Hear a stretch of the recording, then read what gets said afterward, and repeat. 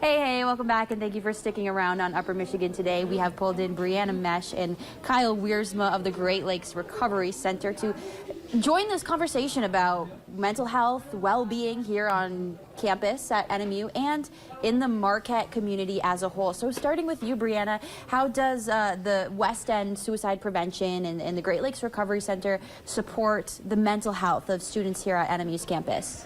So we kind of have a student org on campus called Live at NMU, and we're love, include, value, engage, and we kind of spread positivity and destigmatize talking about mental health on campus and sharing how we feel with our peers. So destigmatizing talking about mental health, this is something that we were talking about in the beginning of the show. Sometimes we don't even know how to bring up this conversation, how to ask somebody about their mental health. What advice would you have for somebody not knowing where to start having this conversation? Where do you begin destigmatizing the convo? So I kind of think to start destigmatizing mental health, you would start by kind of talking to your friends and just having these resources available. Let the friends know that they have something they can share with you that's more tangible, like the 988 number or like West End Suicide Prevention's card, where we have like resources listed on the back for people.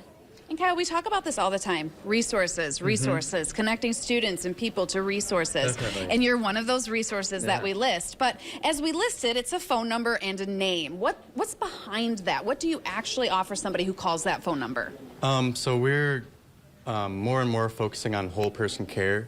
So that involves mental health services and SUD services, as well as medical services. That can be evidenced especially in our Negaunee Integrated Care Clinic.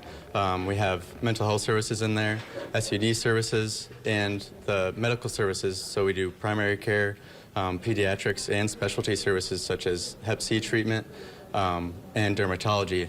Yeah, and we have our access center to call, and really they're there to get someone involved or get someone in our system who needs to be, who even if you don't know what you exactly need, we're there to help you find your way. So if someone calls and they're not even really sure why they're calling, because sometimes you just know you need to reach out to someone, you can help connect them to the right people, the right places. Yes, definitely. Are you getting more calls like that over, the last 2-3 years as we continue to talk about this more? Are you seeing people just calling and saying, I just need to talk to someone and figure this out? Yeah, especially with how I said we're more and more focusing on whole person care. We're seeing a need for that, so that's why we're expanding in that direction. And yeah, it's beneficial, definitely. Yeah, and connecting here with campus, how do you all do that? We do that mostly through Live at NMU and just getting the students involved. And we have community services like prevention services and stuff like that in the schools even. And mental health first aid classes for the community to just learn more about mental health and ways to help.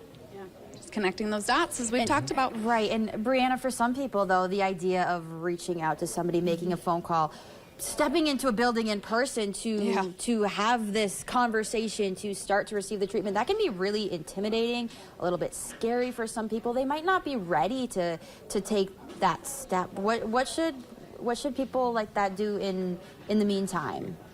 I think what you should do in the meantime is really lean on your support system that you have created, your family, your friends, adults you can trust, reaching out to your professor, NMU's counseling center that has free walk-in appointments available, and just kind of relying on the people you know if going into a counseling center is too difficult.